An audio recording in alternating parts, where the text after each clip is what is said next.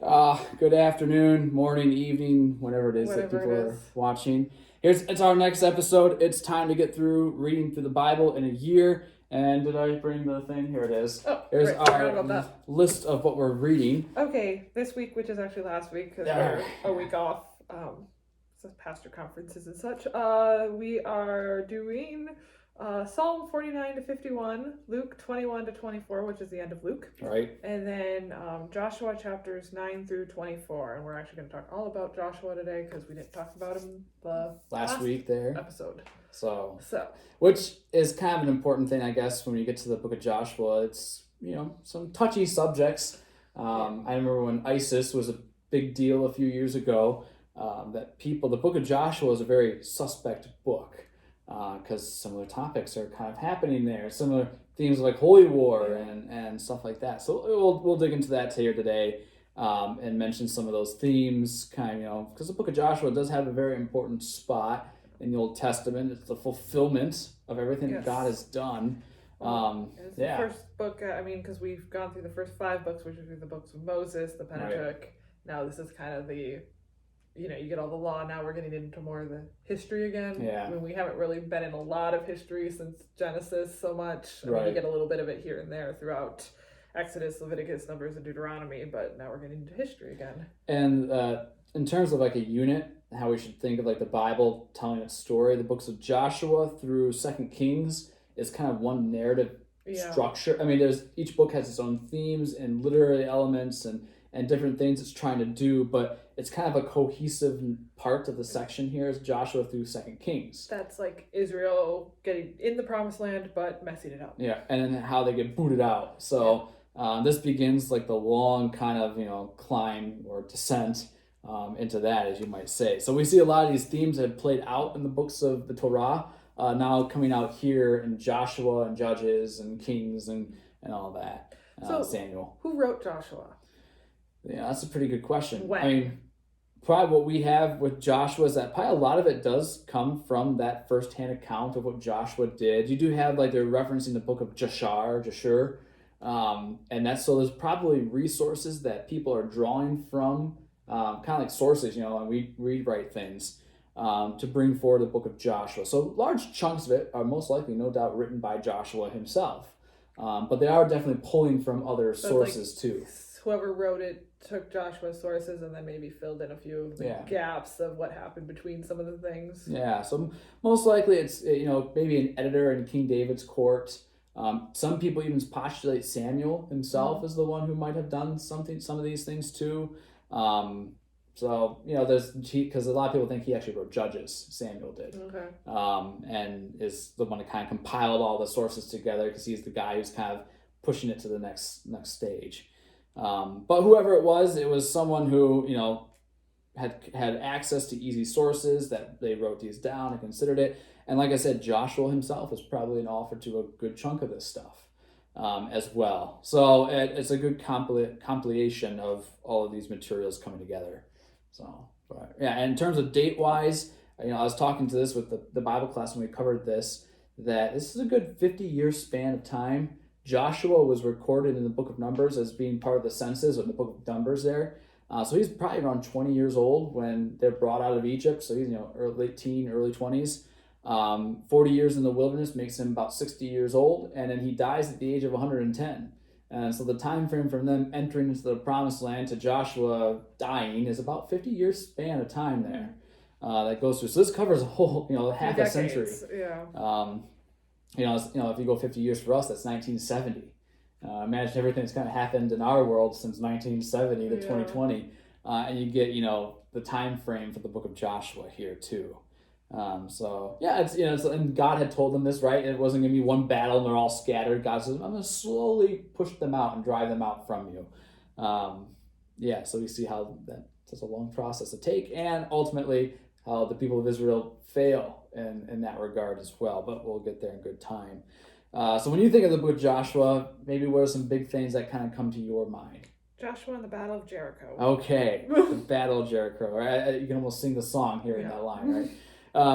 And this becomes an important theme that we'll see, how Israel's going to take the land. Because if you're going to design a military strategy for let's go conquer the promised land, or like how we can think of our conflicts today, you might not decide to march around the town 7 times and then blow a trumpet and everyone run in when the walls go down, right? So and this will be a good theme when we get into the conquering of the promised land too, and we get the concept of holy war. That this isn't some vindictive or bloodthirsty kind of attack or some genocide. This is not like actually a racial thing or anything like that. Not at all. Yeah, it's not racial at all. It's more motivated by God's justice, and that Israel is just a tool in this regard.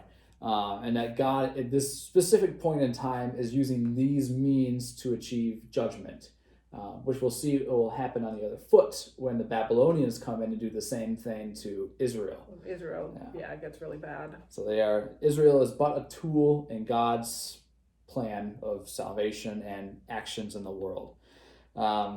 Anything else you can kind of think of before we just push forward into the narrative? Well, I have a note in my Bible that references me back to Genesis. Okay. In reference to Joshua. It's Genesis 15. Let's read it. Let's see, where should I say? This is back when when the Lord's talking to Abram. Know for certain your offspring will be sojourners in a land that is not theirs, which when they were in Egypt, and will be servants there, and they will be afflicted for 400 years. But I will bring judgment on the nations they serve. There's Exodus. And afterwards they shall come out with great possessions. As for you, you shall go to your fathers in peace, and shall be buried in a good old age. And they shall come back here in the 4th generation, for the iniquity of the Amorites is not yet complete. Yeah. So God's doing this because of right? The sin of the people in the land in Abraham's day hasn't really reached up to... Their sins don't stink to high heaven yet, is kind of how you might say that today. So God is actually giving them hundreds of years of time to repent and to turn and so it's possible that God sent people to these people to try to turn them too, because we just don't have that recorded, but he sends like Jonah to the Ninevites and right. So who knows who he might have sent? We do have in Abraham's day, right, when he goes to Salem, Jerusalem, and he meets Melchizedek. So who knows? There could have been people like Melchizedek who know the one true God, who are trying to turn the people back to the right way, but of course they're not listened to, or maybe they're few and far between, and then they're all killed. Who knows, right? God does have his witnesses throughout all ages and time, and in terms of the Canaanites here, time's up. It's the day has come, and God is repaying the evil. And this is not like something like the Canaanites are unknowing and just going about their day, and they're all kind of really nice people. They're really evil people. When we talk they're about, like sacrificing their children to fire kind of thing. Just nasty, horrible stuff. Stuff that we would cringe at. Maybe in our culture still today would still cringe at if we kind of heard some of these things. With some of their practices, their deceit, their lying, their murdering, their false idolatry. Everything just compiles together, and it's not good. So the people need to be removed from the land. And the Israelites are being brought into it because, one, God promised to give them this land. And two, God does not want his people to live amongst these people and adopt their practices and to fall off them. Which we'll get into that into Judges.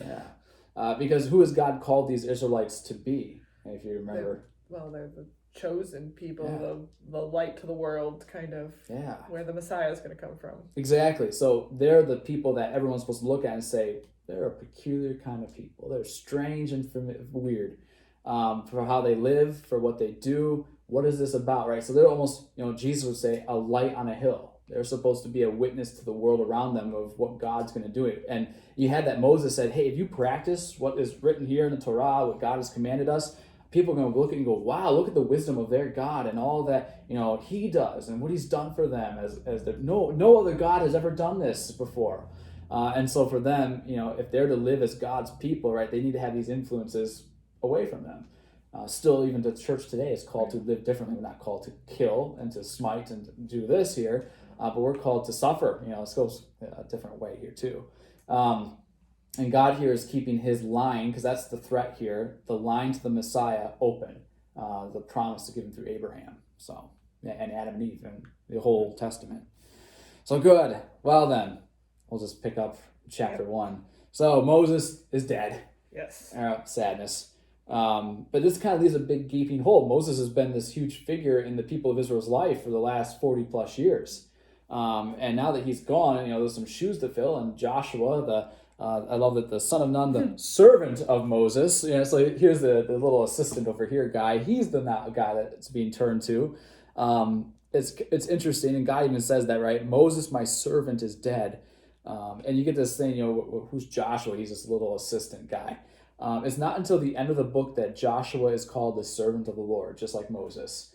So he kind of goes through a transformation throughout this book too, is now he has to kind of pick up the reins and now bring the people in. And God, this is probably everyone's favorite confirmation verse, if they pick something from the book of Joshua. Mine is Joshua 1:9. So be strong and courageous. Do not be terrified. There you go. It speaks well unto you. Be strong and courageous. Do not be frightened. Do not be dismayed, for the Lord your God is with you wherever you go. And so Joshua is given this promise from God saying, hey, just as I was with Moses, I'm going to be with you. And then Joshua turns to the people and he gives them the commands. Okay, guys, remember this is what we've been told to do. Let's go in and do it. And then they also promise him as well, hey, just as we listened to Moses, we'll listen to you. That's kind of a little nerve-wracking. If you're Joshua, maybe sweating a little bit. I thought of that when I read that. I was just like, yeah, you listened to Moses really well. So that's good. And then I love all that you have commanded us we will do, and wherever you send us we will go. Just as we obeyed Moses, so we obey you. Only may the Lord your God be with you as he is with Moses. Whoever rebels against your commandment and disobeys your words, whatever you command him shall be put to death. Only be strong and courageous. So they repeat back what God said to Joshua. God says, hey, be strong and courageous. And now the people say, yep, you be strong and courageous. It's kind of, and we still do that in the church today, right? We still give each other to our vows. When I was ordained and installed here, right, I made promises to you guys, right, that here's what God was equipping me with. And then, the promises I made to you. And then you said, yep, we do that and we will commit, to the words, to the promises of God, to make use of the sacraments, stuff like that. So we still do that today. And here, Joshua and the people are going back and forth with this promise with each other too. We commit each other to with our words. So this is kind of, everything's all set up now. The people are ready to go. Joshua's in charge. Chapter 2 begins, and they're going to redo something that they did in the book of Numbers, and hopefully this time it works out well. But they send out spies into the land. Back in Numbers, it was 12 spies, one from each tribe, but here it's just 2, which maybe is, they're thinking back. Last time only 2 came back and were faithful. Maybe we'll just send 2 out this time as well. These guys do a lot better than the first group did. Which is great, because what happens here? You notice? Well, they get, Rahab is the one who helps them. Yeah. And, since she helps them, she's like, just save me and my family and all that, and helps them out the window, which makes me think of Paul later when he gets let out a window out of a city to escape. There's some drawbacks there. But anyway, that just made me think of that too. But so the men escape and come back, and and they do end up saving Rahab too. Right. So, and this is kind of, Rahab is in Jericho. She's a prostitute, right? It's kind of who she is.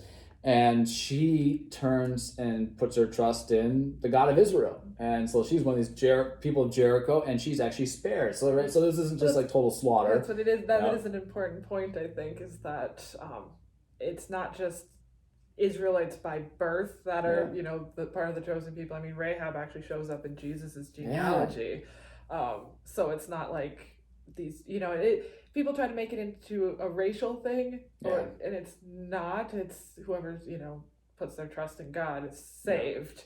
In this case, Rahab and her family are saved and spared because they put their trust in God. This actually, this dawned on me in the early Christian church when all of a sudden Christianity becomes part of the Roman Empire. And when the Roman Empire is falling, there's twice when the city of Rome is sacked. And each time the Bishop of Rome, who's the Pope today, he met the barbarian general at the gates of Rome and pleaded on behalf of the city of Rome for places of refuge to be in the city. And so like Attila the Hun, and I forget the other one who sacked Rome, the Vandals, when they came into Rome, anyone who was in churches would be spared. So if you were inside a church, they would not harm you. Your possessions that you brought in with you, the people who were there, they would not touch the people in the city, in the churches. But if you were outside that, you were fair game.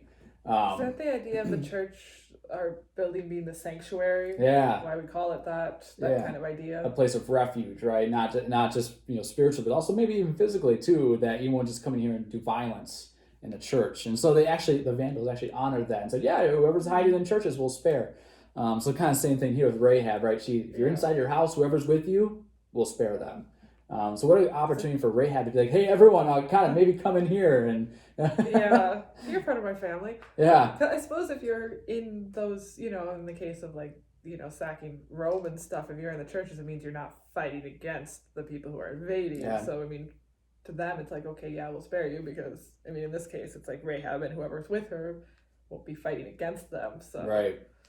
Yeah, and so they get honored. So she protects the spies, and she's rewarded with that. And there's the sign for her is tie a little scarlet cord out your window, and that's how we'll know what house is yours, and so we won't touch it and things like that. It's a reminder of the Passover, right? When the angel of death came across, and there was the blood over the door lintel. Here you get this scarlet cord that's tied around it. And so it gives that same kind of feeling like, okay, anyone who's kind of covered, by this sign is good. And a lot of the church fathers will point to that too. This is a sign of Jesus and things like that. So they're protected. They're brought in. The spies have come back. They're giving a report saying, hey, everyone is absolutely terrified of us, right? We're good to go. And it kind of boosts their confidence. They're ready to go into it. And then chapter 3 kind of pushes forward. And that's what I just thought. That the scarlet cord is kind of reflecting back to the Passover. The Passover happened right before they crossed the Red Sea. No, this is happening right before they cross the Jordan. If I remember correctly, let's see. Hold on. Let me see if I can find it. It's in chapter 5. Yeah, chapter 5. They'll actually celebrate their first Passover in Canaan.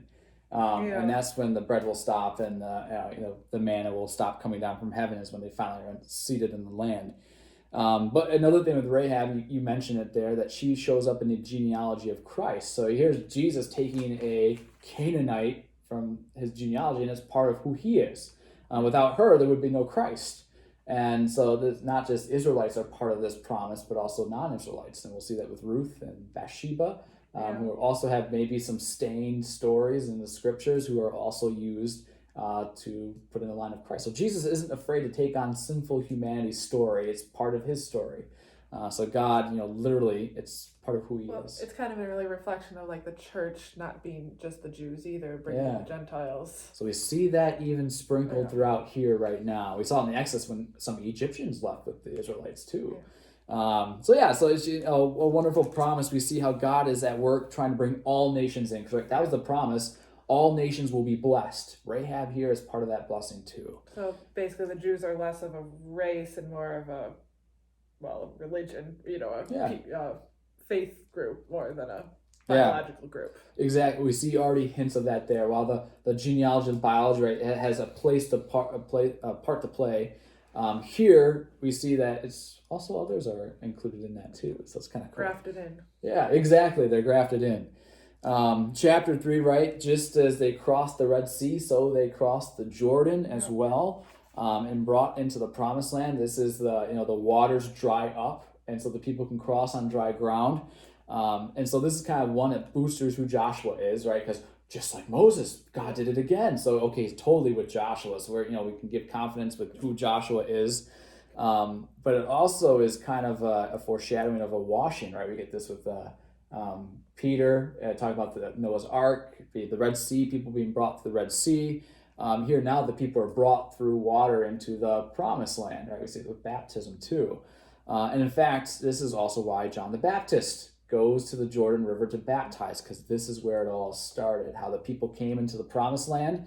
First time, when John the Baptist begins his ministry, he goes back to where they started. I think you're the one who said that the Bible is kind of the same story, keeps repeating over and over and over again. Yeah. So, I mean, you get all of Genesis, and then it kind of resets in Exodus, so you go through, and now this is another reset. Right. And John the Baptist comes baptizing, and that's another reset. Yeah. So it's the story almost is telling itself again and again and again. And sometimes it expands, sometimes it focuses in on that singular point. But it's interesting. If I remember correctly, The place that they passed over the Jordan is Gilgal, if I remember correctly. Of course, there it is, verse 20 in chapter 4. And those 12 stones which they took up out of the Jordan, Joshua set up at Gilgal. So they crossed they crossed the Jordan River on dry ground, just like they did the Red Sea. They all get over, and then the water continues flowing again, just like in the Red Sea. So they're brought in, and then Joshua says, all right, 12 of you, while they're crossing, pick some stones up from the river, big, huge stones, and then put one for each tribe and stack it. And so when your kid's like, what in the world is with those 12 stones over there? You can say, hey, this is how the Lord brought us in. So it's another visual to tell the people the story of what God has done. And you'll see that a lot in the Old Testament. But so they get brought over, and they call that place Gilgal. And it's interesting because that's also where their story will end in the Old Testament too. They're brought in, they cross over, they land at Gilgal, set out the stones. Well, in the book of 2 Kings, we're told that King Zedekiah flees the Babylonians, but King Nebuchadnezzar catches up to him at Gilgal. And so their story will end right where it began too. So the exile finally takes place where they first crossed over into the Promised Land too. So talk about a nice inclusio, right? It starts at Gilgal, they'll be executed and sent off into exile at Gilgal too. And then John the Baptist begins the ministry at Gilgal, kind of the area of the entering into the Promised Land. So it's kind of interesting. There's a lot of parallel stories. And that's maybe one thing you could focus on a lot more here too, is that when you read the names in the Bible, especially with place names, it's easy to pass over them, saying, "Oh, I don't know where that's at. I don't know what that means." But I've started to notice this more and more. When you read the prophets, they'll use those names as kind of puns for biblical metaphors and for theological meaning. And so if you remember from Israelite history what happened at those places, all of a sudden you'll be like, oh, you'll start seeing biblical themes start playing themselves out at the locations where they're being named. Kind of like in Revelation where they talk about Babylon. Yeah. I mean, Babylon is kind of a big figure. I mean, even going all the way back to the Tower of Babel. Yeah. So it's almost something when we read it, you almost need to mark, okay, Gilgal, let's remember that. Or Achor, which we'll get to here in a second. That's another area. It's just what happened in these spots plays a part to play later on in the narrative, especially with the prophets, because the prophets, they're very creative and they remember these stories, and so they use them as a way to get their point across to Israel. It's kind of like if we said 9/11, everyone, I know what happened, but for 2,000 years from now, people are like, 9/11, what? They would have no idea. But they're able to use these in their day to kind of push across points that for us are lost on us culturally. But they do show up in the Bible, and it's good to take note of when they do. Good, so they cross over, they set up their memorial stones, and then in chapter 5, the new generation has to be circumcised. That for the 40 years in the wilderness, they were actually not circumcising the people. Is there a reason for that? Because I was wondering that. Yeah. Is it just because the 40 years are almost like they almost don't exist? In a sense, it's almost kind of like he gave the law, and then they screwed up, and then it's like, okay, now this is where it resets. Perhaps, yeah. It could even be kind of God's way of saying, I'm trying to think through this with you guys. And let's see how this goes for the 40 years. And God is faithful. He brings them in. And I love that, circumcise them, and they had not been since Egypt. And God, by doing this, takes away the reproach. So all of a sudden that day when they get to be circumcised, it's almost kind of a statement that God is making, saying, ha, Egypt, eat it, right? It's kind of, I brought my people in, and now they're in the Promised Land, so you can stop your laughing over there. So God kind of put up with being mocked and scorned, his name, be like, oh, that God, like he brought them out to die in the wilderness. But now God has brought them in. It's kind of taking away God's reproach in that way, that he's done what he's promised to do for them. So they're all brought in, the men are circumcised, and then they had to wait a few days to kind of heal up before they can go into the Promised Land. And that's why it's called Gilgal, because that day the reproach is taken away, which is interesting because when they get taken off into exile, then that means that reproach is brought back on when they're carted off on 2 Kings. And then, of course, the first Passover, right? they were camping at Gilgal, and they kept the Passover on the 14th day of the month in the evening on the plains of Jericho. And the day after the Passover, on that very day, they ate the produce of the land, right? That which they had not built or planted, they are now eating. And unleavened cakes and parched grain, and the manna ceased the day after they ate of the produce of the land. And there was no longer manna for the people of Israel, but they ate the fruit of the land of Canaan that year. So finally, God's provision, his care for them, finally stops after the 40 years. Because now they're in their land and they're seated, and he'll take care of them there. Did you see kind of a parallel with that with like Holy Communion, where Holy Communion is kind of like the manna, and then when Jesus comes back, right, we have the wedding feast. And this is kind of the wedding feast. This is the fulfillment, and so the manna is kind of like where we say communion's kind of the foretaste of the feast to come. Yeah, that's the wording. Yeah. So the manna was like the foretaste of the feast to come in the promised land. Yeah. Now that they're in the promised land, they can have the full goods, right? It's kind of God has brought them through. So and communion is probably the perfect metaphor to kind of carry that idea through too. So good. So they had the first promised land, and then an interesting encounter. Yeah, the commander of the Lord's army. Who's this guy? Is it Jesus? I think it's Jesus. A lot of people in the early church thought it was Jesus too, because he does some things that only God himself can do, but he's not specifically called, this certain figure. But Joshua worships him. Yeah, so he lifts up. He doesn't scold him for that. Yeah, falls down and worships him.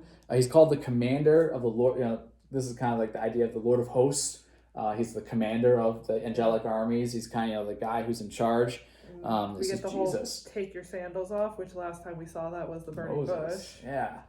We see a lot of, and in that burning bush, if you remember back to Exodus 3 there, that this person in the burning bush was called the angel of the Lord. And then all of a sudden, it intermittently goes back to calling him the angel of the Lord and the Lord. So this, it's almost kind of a... Well, because, the angel of the Lord would be the messenger of the Lord. Angel just means messenger. Right, so right. And that's the thing, too. That Jesus is the messenger of the Lord, will also be the Lord. Yeah, he is the messenger. Yeah. Because when we hear the word angel, right, we think of wings and these cute little cherubs and things like that. Which is a good image anyway. Right. And angels are not just, they're not these just heavenly creatures. Jesus is not an angel in that sense, right? He is the angel, just like how Jesus is the apostle, the prophet. The Lord and God. So in that same way, he's God's messenger, chief messenger. So he meets Joshua, and I love Joshua's question because the man is standing there with his sword drawn, right? And it's kind of maybe a little bit intimidating. And so Joshua goes up to him, are you for us or are you against us? And I love the answer, right? No. No what? But I am the commander of the armies of the Lord. So, right, the real question is, Joshua's saying, are you for us? And he's saying, he's more like, are you for me? Right? That's what the angel is saying. So really, are Joshua and the people, the Israelites, are they going to play on God's side here? Or are they going to be a problem for God? Which we'll kind of find out. It will happen the case here. Which is another instance here of, this is not some genocide. This is not some, even though God will command them to go in and kill and devote to destruction these cities and the people in them. This is not some vendetta. God not arbitrarily going, I feel like I'm going to kill some people today. It's him acting after his patient waiting in judgment for them to turn. And technically, God kills all of us. Some of us just die. Wait a little bit long. Yeah, it takes a few decades. What we call a natural death, but we die of old age. Whereas this is just, we get this. People always want God to take care of evil, but when God takes care of evil, they freak out. Yeah. It's like, well, why didn't God, immediately kill Hitler and all the Nazis? It's like, well, if he had immediately killed Hitler and all the Nazis, what? People probably would have freaked out about that too. So, God has a certain way, right? And we don't know the answer for why these things happen and why. God hasn't told us why. But, sometimes God does let evil play out. He'll do it because he's patient and he wants people to turn. There's always that witness, and so we also have to be careful too because God's patiently waiting. He's patiently waiting on us too. Right, he wants none to perish. Yeah. And so he allows evil to kind of play out, not because he loves evil, but because he's giving opportunities for us to turn and repent Because the day will come when he'll say, that's enough, I've had it. Because his patience will run out one day. That's what we call the return of Jesus, the day of doom, when our fate is decided. And God will have a hand in that. Well, he will execute it. And here's talk about that day. It's happening here too. So everything's all set, right? The people have been circumcised. They've celebrated the first Passover. They've been commissioned by Joshua. All the pieces are now in place. So chapter 6 begins the initial conquest, the initial entering in and taking of the land. Fall of Jericho. The very important battle, the fall of Jericho. And they're told, the city of Jericho, since it's the very first city, it's kind of like God gets the first fruits of everything. So everything in the city belongs to the Lord. The gold, the silver, it all belongs to him. Nothing, the people can't touch anything. It's holy. It's holy and it belongs to God. And so therefore it's not for common use. You can't just have it. Go ahead. Just a question. Is this just the men, the fighting men who are at Jericho, or are the women and children walking around Jericho too? The women and children were most likely over on the east side of the Jordan. On the other side of the river. Yeah, so they're getting watched over. They have that spot that they can be. And as the people start conquering, the women and children probably start moving in. Yeah. So this is just the fighting men who were sent in to take the land here. That's just one of those things I wasn't 100% clear on, and in my childhood brain that first learned about Jericho, I was picturing, everyone. And I think some of the, movies and stuff show it as everyone walking around, and that would be probably a bit odd to have your children this is basically a battle, just a odd one. Yeah, it is. Yes, they march around the city. They do it once every day for 6 days. The priests, they shall blow their trumpet. And you get a lot of this imagery and symbolism that popped up in Revelation too, with the numbers and the days and things like that. So when you keep these in mind, you got to keep the imagery that's used in Revelation in mind, because it does draw back and leaves a taste in your mouth in Revelation of like Joshua and Ezekiel and things like that. So they go in, and then on the 7th day, they're to march around the city 7 times. And you got to imagine when the citizens of Jericho are like, what in the world is going on here? I'm sure it's a really weird thing that they're doing. It's not a common battle plan here. So you kind of wonder why no one in Jericho attacked them while they're walking around. Right. So they're probably just thinking they're just being weird. Yeah. And it could be another opportunity for the people to see this and be like, maybe we should not, maybe we should surrender. Maybe we should give ourselves up. Maybe we should, do like what Rahab did or something like that. So imagine Rahab probably is in the city, talking to people about. Yeah, so it's almost like they're tightening a noose. Yeah. Almost like they keep going around, almost like this is it. You can think of that in our world right now, right? It's kind of like God's waiting. It's kind of this opportunity as the army's marching around, like, okay, we have our chance here, and of course they don't. And then finally on the last day, right, they get there, they blow the horns, and all the walls come crashing down. Came tumbling down. That's right, just like the song. Down. Just like the song. But what's interesting is you remember where Rahab was living. Her building, her house was built into the wall. Yeah. And so that part of the wall did not collapse. The only part of the wall that might not have. So there would have been something that it would have been easy to see, like, which one's Rahab's house? Oh, the only part of the city that's not collapsed right there in the wall, with the red cord coming out of it.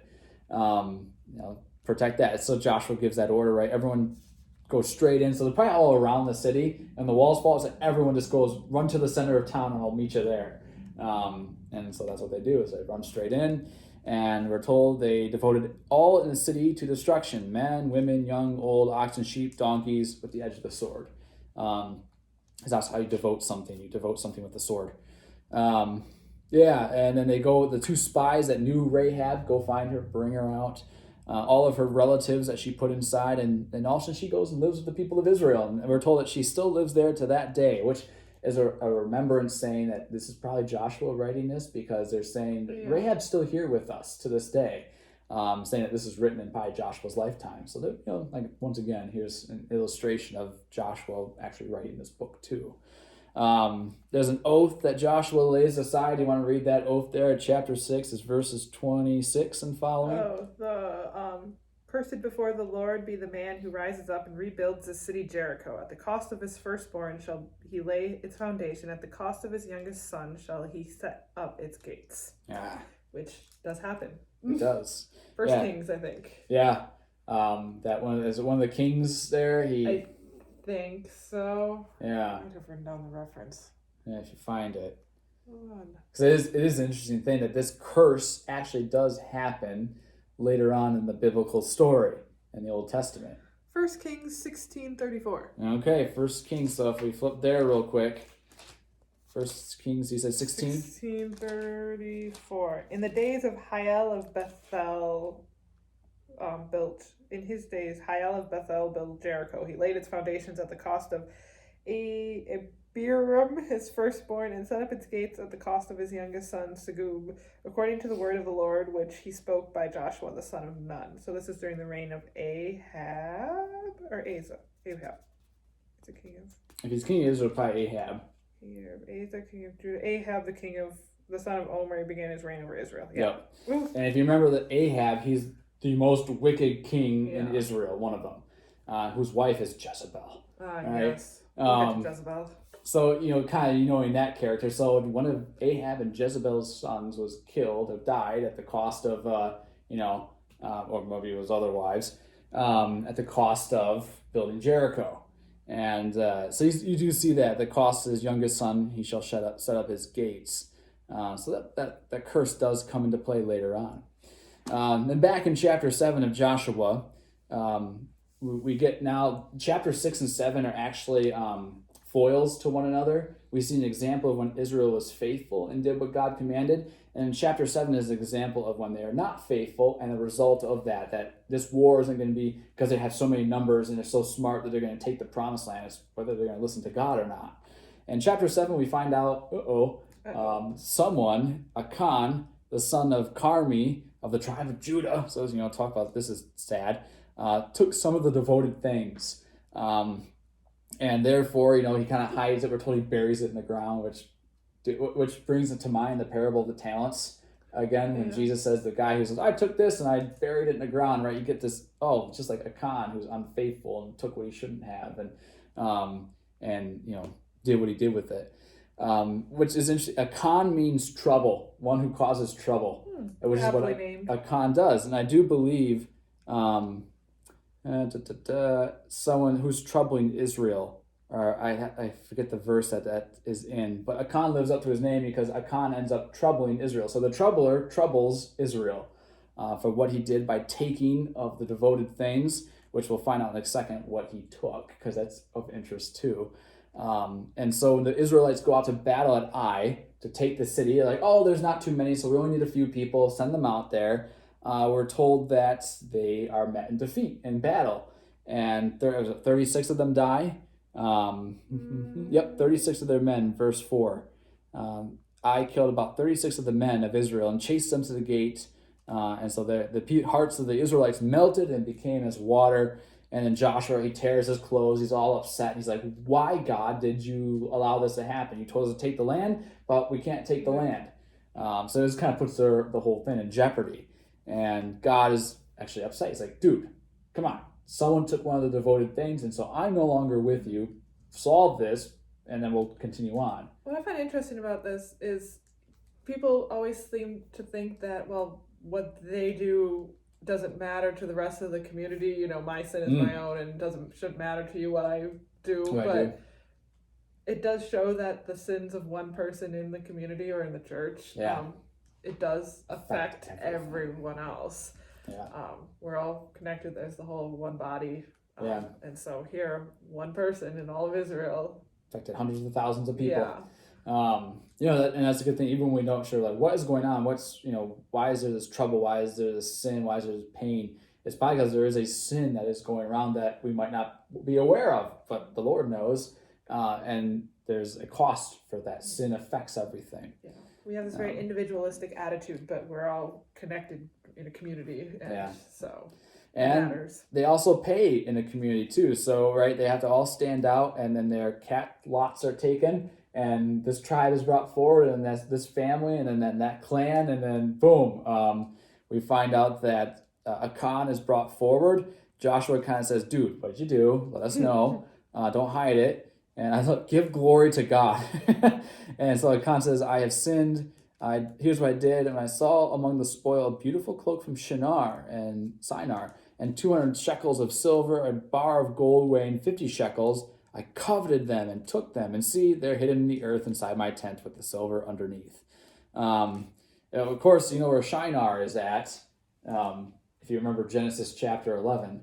Isn't that Solomon? Wait, is that Babylon? The Tower of Babel. Yeah. So this is where Babylon. So he has a cloak from Babylon amongst his stuff, a beautiful cloak. So he covets something that's very, talk about the enemy of God, which they haven't become the enemy of God yet here. But here is this problem from Babylon coming into play again with the people of Israel. So the people of Israel, the church, should not look or take things from Babylon and things like that too. So, of course, the poor Achan, he is stoned. Yep. Everyone has to gather around him and his family. Everyone, right? Because they're all guilty of this sin too. So they all probably knew. That's the thing. It's not like her wife's like, oh, you did that, right? She could see the ground has been buried and the gold and all the stuff's been buried in there. So, tragically, everyone, his sons and his oxen, donkeys, and sheep, all that he had, that also gets devoted. So, because he took the devoted things, he himself becomes devoted to destruction, and him and all of his family. And then they call that place the Valley of Achor, which means the Valley of Trouble. And talk like I just said about Gilgal and you should know the names of places. I think it's Hosea. I think it's 2:15. Says that in the day of the Messiah, the Valley of Achor, the Valley of Trouble, will become the door of hope, the place of hope. And so you can see this with Jesus, that the days of Jesus, even places like the Valley of Achor, where this guy brought sin and trouble upon Israel, that hope and restoration will be given in the days of the Messiah. So the prophets use this story later on when they're telling their story as well. Good. So then finally, chapter 8, the city of Ai falls. Joshua sets up an ambush. They plan, hey, let's do this again, make them think that we're going to run away. And then when we run away, they're all going to chase after us again. And while they're chasing after us, we have another contingent of our army is going to go into the town, burn it to the ground. And when they see that, like, oops, and boom. So you get chapter 8. So finally, God is with them. And they take the city of Ai. They devote it to destruction. So these two towns kind of belong to the Lord. The king of Ai, he gets hung. And things like that too, as a reminder of those who rebel against the Lord. Well, this is their end. And then finally in chapter 8 there, Joshua has to renew the covenant because Israel broke it. So we're starting to see a pattern, aren't we? Do you notice what that pattern is? Yeah, they make the covenant, they say we're going to do this, and then they screw up. And they don't. And then they have to renew it. So it's almost like every generation has to say, all right, I guess we have to kind of fix what we broke here. This will cause the prophet Jeremiah, for God through him, to reflect on, guys, this isn't working. I keep making my promises. You guys don't. We have to do something else here. I think I saw a summary. There's a summary of the Old Testament, and it was God says, don't do this, or I think it's don't do this or do this, and how did it go? Oh my goodness, I'm not gonna get this right. Or God says do this, and that is they did not. They did not. Or it's something like that. Sounds anyway, right. That's basically the summary of the Old Testament. It is, and this is what causes God to have to make a new covenant, right? That they need something that's going to be, actually work. Basically not dependent on us. Yeah. And instead it's dependent on the one who is faithful. And that's that's the blessing of the new covenant, and why it won't fail is because Jesus is the one who seals it himself. He's the one who becomes makes it right. The Israelite side of it. Yeah. So he becomes the God side of it and the Israelite side. Yeah. Of it. Isn't that cool? Kind of God marries it. Yeah. That's the beauty of Jesus, right? He marries all of this together. So what is it? Jesus is Israel reduced to one. Yeah. So he does what Israel could not do. And then fulfills the old covenant and establishes the new. So good stuff. Well, then chapter 9, I love chapter 9 because Moses had told them, don't make covenants with the people of the land. And what do? They make a covenant with the people of the land. The Gibeonites. They don't think it's the people of the land, but that's not a good idea. And we're told that there's a problem. Let's see. It's verse. See if I can find it here real quick. Because they come along, right? Because the Gibeonites are like, ooh, we're going to trick them. We're going to end up like Jericho and I if we don't do something about this. So, hey, you guys, put on some really old tattered clothing, take some really old bread, and kind of come up to these Israelites and say, guys, we have come from a really long journey because we heard of what God did to you guys 40 years in Egypt when he brought you out, and we kind of wanted to meet you. And we kind of want to live among you, so can you make a covenant with us so we can live in peace with you? And they're like, oh yeah, sure. You know, they first test it out and say, well, how do we know that you're not one of our neighbors? And they're like, well, look at our bread, look at our clothes. Do you think this is clothes of people who live next door to you guys? And they're like, I guess not. Yeah. And so they make a covenant, and we're told, see if I can find it. There it is, verse 14. So the men took some of their provisions, but did not ask counsel from the Lord. So they didn't go to God. Yeah, anytime that happens, it doesn't end well. Yeah. So that sets them up for an interesting thing. So they make peace with the Gibeonites, and then they discover, we're actually neighbors with them. These are some of the people we have to get rid of. But now we can't because we made a promise. This makes the people really mad with leaders. They have to try to make peace and settle that. And so instead, they make the Gibeonites slaves. They subjugate them. And I do believe the Gibeonites will actually cause them problems later on in the story, too, because of this. Yeah. If I remember correct. And so they make them drawers of wood and water. And then we're also told that the Gibeonites, they're like, hey, help, we're being attacked, come help us. So they now have to defend these people whom they made a covenant with as well. So this kind of derails them a little bit, and also gets, this is some of the promised land that God's going to give them. So now they're out some of the land that God had promised to give to them. So that's a problem too. Chapter 10. The sun stands still. Yeah, what's that? Tell me about that.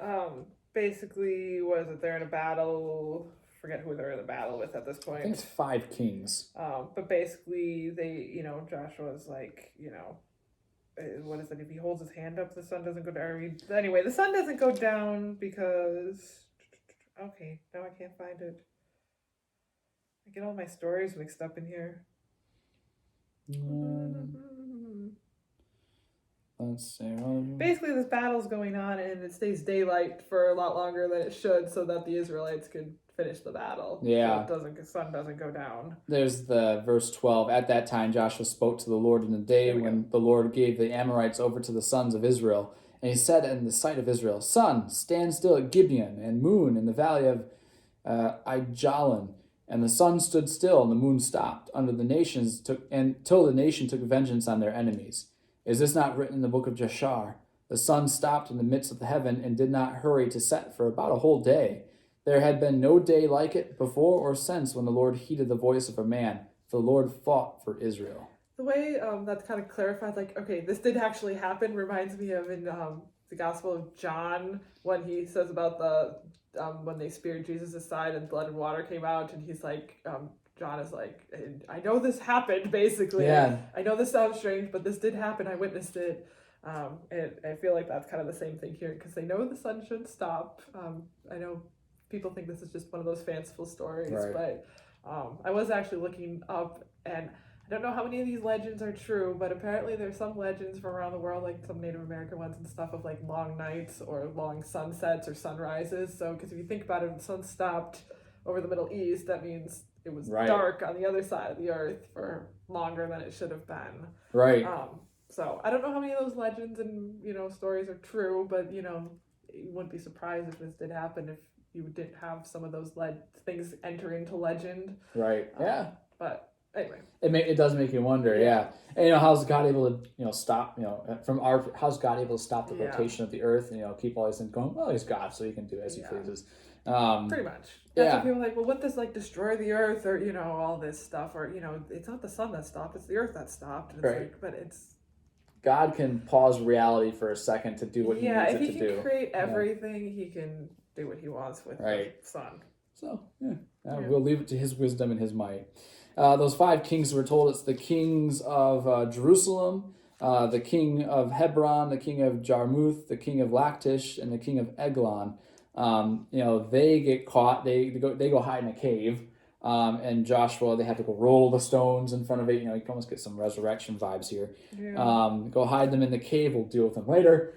Defeat them, and then they're brought out, and these kings are also killed as well. And then it just, we're told of all that. Chapter 11 ends with, the conquest of southern Canaan. So it's kind of also like, okay, we get kind of the pattern here. Here's kind of what the people are here to do. And so chapters 10 kind of start passing on with, okay, there's this town they went to, there's this place they went to, this king, this king, they start listing them here. So it's more not just a narrative now, but it's kind of listing out, here's the rest of them here. Because we got, almost speed the narrative up. And then that's the southern Canaan, and then chapter 11 is northern Canaan. So the northern part of the promised land. Then they turn their attention there.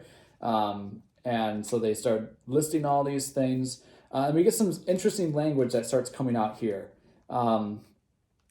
Like chapter 11, this is verse 14. And all the spoil of these cities and the livestock the people of Israel took for their plunder. But every man they struck with the edge of the sword until they had destroyed them. And they did not leave any who breathed, just as the Lord had commanded Moses his servant. So Moses commanded Joshua, and Joshua did. He left nothing undone of all that the Lord had commanded Moses.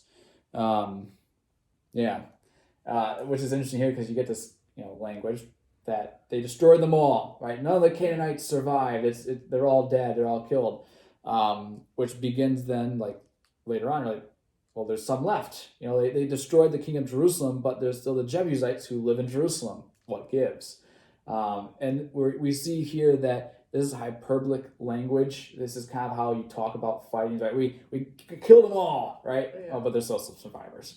And we see that, so some people will point out, we talked about that too. Like, see, there's survivors. There's still these people. They didn't kill them all like it just said they did. Well, it's because it's using hyperbolic language to describe what's happening. Jesus' day, there's a Canaanite woman who comes to him. So we know exactly this is how it's all playing out. It's using some language to describe. There's probably events. People who did flee and stuff too, and right. So it fits. Maybe a few surrendered, or I don't know. Who knows? Right. And we also told, right, God said he would drive them out slowly because he's not going to get rid of them all at once, because if they are all gone at once, well, they're going to have a problem with wild animals and cities that are falling into disrepair and things like that. And then we're told that at the end of chapter 11, Joshua, they're finally able to now give the land as an inheritance to Israel, and because now the land has rest from war. So it's not like they're going here because they're warmongers and they want to kill people and things like that. They have a certain limit to get this done. Very specific point in time. And now the land needs rest from a very war. Specific location. Yep. Amen. And now, because we live in the days of Jesus, who has called us to a different life, right? We don't need to worry about this. So there's that aspect of it too, that we live now in the time of Christ. And here God's executing his judgment in a certain time and place, but Jesus does not authorize us to do that. We don't live in, what is it, a theocracy? Isn't that what it's called? Right. When, in this case, God is their king. Yeah. Which, to the church, God is our king, but to the world, we live in America. That's a democracy. We're under the, the laws of the president and Congress. And right. All that. So it's we're ultimately under God. So really God is... Yeah. Well, yeah. But it's a different... Yeah, we're not the chosen people in the same respect the Israelites were. So yeah. Exactly. And it's good to keep in mind. Chapter 12, then you have the list where there's the 70 kings, 31 kings or something like that. It's a lot of kings. What was that? It's a lot of kings. It's a lot of kings. Yeah. Well, that's what, and all we think 31 of kings. Kings as being this king over like a large swath of land, but like at this time there would probably been more of the tribes and that. We get that in like Genesis with Abraham, where he was kind of a king actually, tribal leader, king. It's that kind of language. So that's why probably were all these different groups had a king. Yep. And it's kind of like we have the Greek city-states, right? Athens, Sparta. They each had their king and their ruler. This is probably the same thing here. We had that a bit in the Germany. Germany wasn't like a united Germany for the longest time. You had all these Empire. Princes. Like in the time of Luther, it was all these different princes. Yeah, hundreds of princes. Yeah, which is nuts. But same idea. It is. Chapter 13, starts with the land that's still to be conquered. So they've conquered, large part enough where they can start settling in. Yeah. And start, hey, here's your little allotment. Here's what you guys get. But there's still more to be done. And they never do actually finish and this. They never do finish it. So that all the land that's here, that's what belongs to you, they never really actually get it all. Yeah. Which is the book of Hebrews will pick this up and say, hey, if Joshua had given them rest, why is Joshua talking about another day of rest that's coming in, Jesus, that God will give? And so, all the tribes are listed out. You see some of the blessings that Jacob gave to his sons and Moses gave too. You actually see them come to fruition. Like Simeon, for example, we're told, Jacob said that you'll be kind of dispersed among your brothers, which will actually happen. Simeon gets an allotment with Judah and just kind of vanishes. Like the tribe just kind of dissipates. Levi is told too that because of what Levi did, that he'll receive no allotment in the land, which is what happens to Levi. He doesn't get any allotment in the land because that's honestly, after this point, we don't really hear a lot about the 12 tribes anymore. Because you eventually get united Israel under the King David and Solomon, and then everything falls apart. You end up with basically Judah, and then is it Judah? Ephraim. The southern kingdom. Yeah, Judah's the southern kingdom, and then you get the northern kingdom. So basically, you get the southern and the northern kingdom instead of And then all of a sudden, they're all gone, and the only one that comes back is Judah, which is where we get Jew from. Right. So. Yeah, so we see really after Joshua and the period of the judges, we see the 12 tribes just kind of start fading. This relation because they keep screwing up the covenant. Right. And so God kind of removes them too.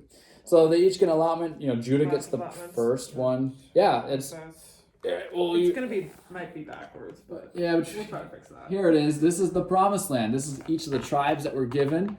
From the east side of the Jordan there, the 2.5 tribes, and then on the west side there, the 9.5 tribes. This is the land that God promised to give to them, and this is actually the boundaries for that land. So as we kind of make our way, through it, when you read chapters of 15 and all this following, it's kind of like, you literally are reading a map that's not without pictures here. So that's what you're reading. My advice is to look up a map when you do this, because it does help. Because Judah gets a huge chunk, which maybe it's why they, we know Judah is where Jesus comes from too. So right. But then Judah and Manasseh are kind of the big ones, and then everyone else is kind of just and they get kind of sort of like Ephraim. That'll be the main tribe of the northern kingdom, and they kind of just absorb everything else up here. Simeon just kind of absorbs into Judah. There's Kadesh Barnea there, and that's actually where they rebelled against the Lord with the spies. So they get part of that as the promised land. Google a map. You can find it, and if you Google map of the 12 tribes of Israel, you'd probably be able to come across one. Right. So it's just kind of interesting to see that this is the land that God swore to give to his people, and he does it. So you get that all, they get the allotments. It's all listed out, and this is cities you read to this, Levi. And... When you read this part, right, when you read in chapters 15 and 16 and 17 and 18, you're just like, oh man, it is dry. Yeah. That's why honestly, it's almost better to just look at a map. It is. And see it all there. But I guess the big takeaway from this section is that for hundreds of years, God made a promise that he would give them this land. And this is how it's all being parsed out to the detail. So God is leaving nothing out of the equation here. That's a big thing in the Old Testament. God likes the details. He does. I mean, just look at all the detail we got about the temple and the ark. Now this, all the laws and everything. I mean, there's just detail. So the devil's not really in the details. God is also in the details. Yeah. This is important, even if this is hard. I mean, it's kind of like back to the tabernacle where it's really hard to picture it. If you look at a picture, then it's like, oh, this is what it looks like. This is what they're doing. But when you're just reading it, it's like, I don't get any of this. Yeah. Joshua and Caleb get special inheritances because they were faithful in the wilderness. And so they get a special spot to live and to be. And then at the end of it all, at the end of chapter 21, this is an important thing, talking about God's promises. Chapter 21, verse 43. Thus the Lord gave to Israel all the land that he swore to give to their fathers, and they took possession of it, and they settled there. And the Lord gave them rest on every side, just as he had sworn to their fathers.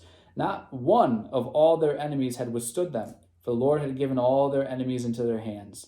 Not one word of all the good promises that the Lord had made to the house of Israel had failed. All came to pass. So this is kind of like, how the New Testament says this has gone out into all the world. Paul makes that note at the end of the New Testament that this gospel has gone everywhere now.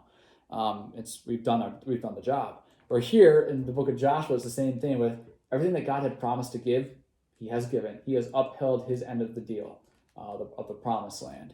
So kind of, and then the Israelites screw up. And then the Israelites will screw up. And we'll get that here at the end. Yeah. finally in chapter 22, right, some loose ends are starting to be tied up to finish the book here. The eastern tribes go home, and a civil war almost starts because of it. Oh yeah, because the eastern tribes set up an altar of witness. And so the people are like, oh no, you're setting up an altar and you're not supposed to do this, and so we're going to go to war against you, and then... They resolve it, which this corresponds to the end of Book of Judges when the same thing happens, except this time they do go to war, and Benjamin will be wiped out. So this is kind of like a sad, talk about where we're at in Joshua. Like they're trying to be like, okay, we're going to make sure we're faithful in doing this, and then at the end of the Book of Judges, when it just all falls apart, which we'll get to there when we talk about Judges. But really, the whole Old Testament's kind of a tragedy. It is a tragedy, and sadly. That's what we often... I think that's where people get screwed up sometimes reading the Old Testament, is that they think...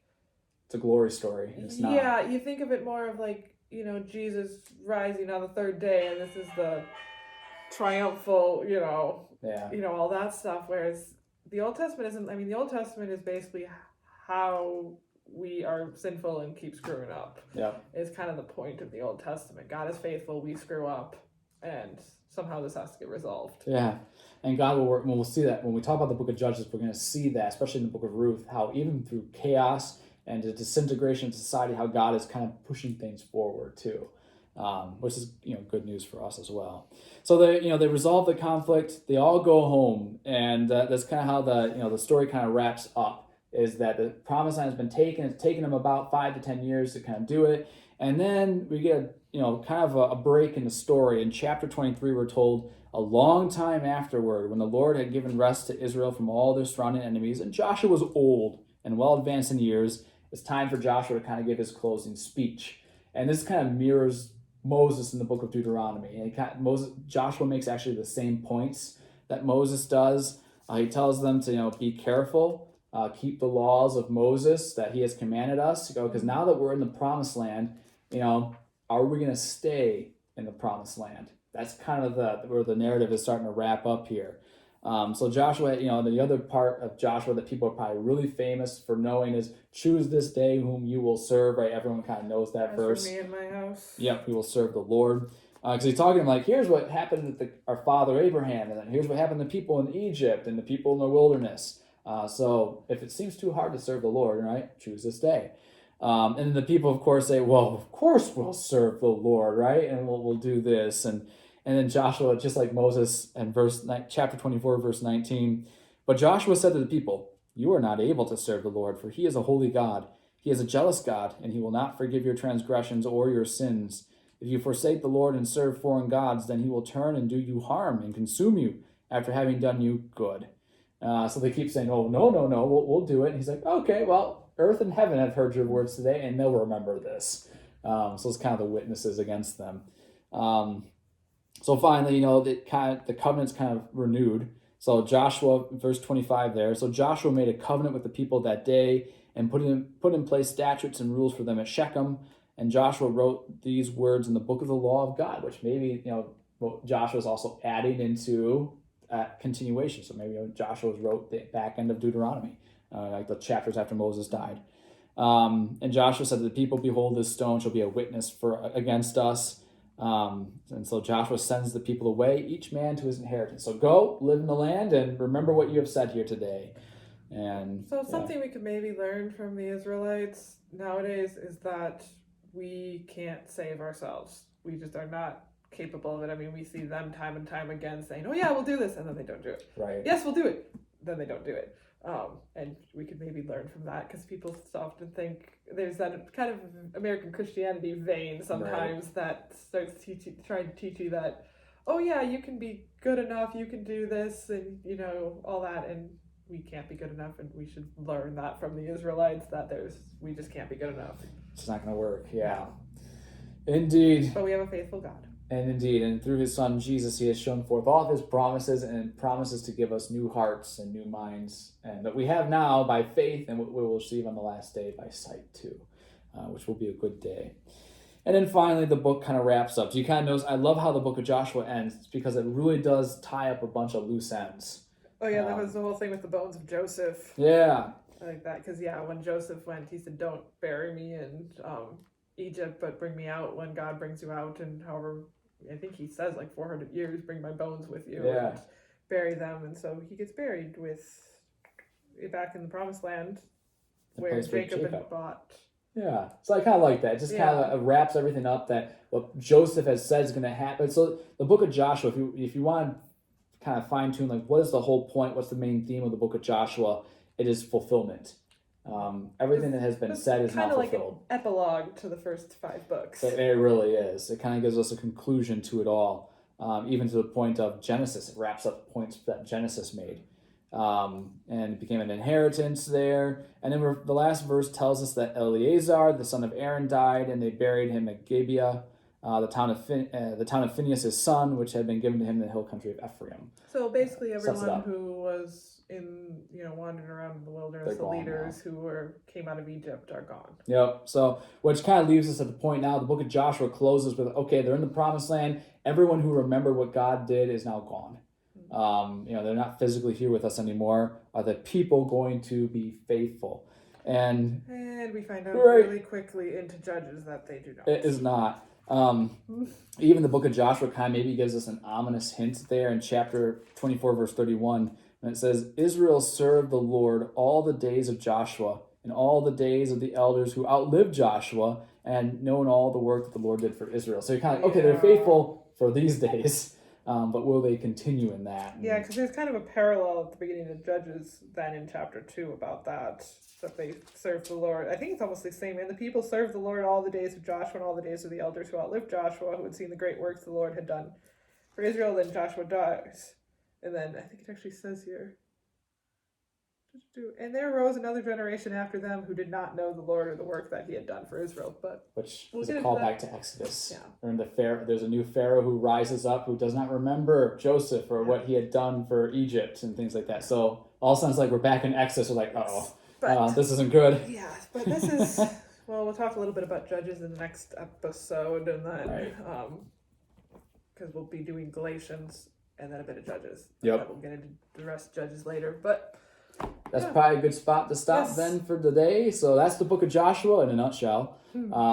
So let's finish up with a prayer and have a blessing. Let's pray. Dear Father in heaven, you have not let any of your words fall untrue. You have made all that you have promised and all that you've said fulfilled in the work and person of your Son, our Savior, Jesus Christ. Lord, he has made with us a new covenant, not like the old covenant that was made with our fathers, but a new covenant which has brought us into you, which has restored us in your sight, has forgiven us all of our sins, and made for you a holy people. Lord, as we prepare to inherit the promised land that you are bringing on the last day, grant us faith and trust and hope in all that you give. Through Jesus Christ our Lord. Amen. The Lord bless you and keep you. The Lord make his face shine on you and be gracious to you. The Lord look upon you in favor and give you peace. Amen.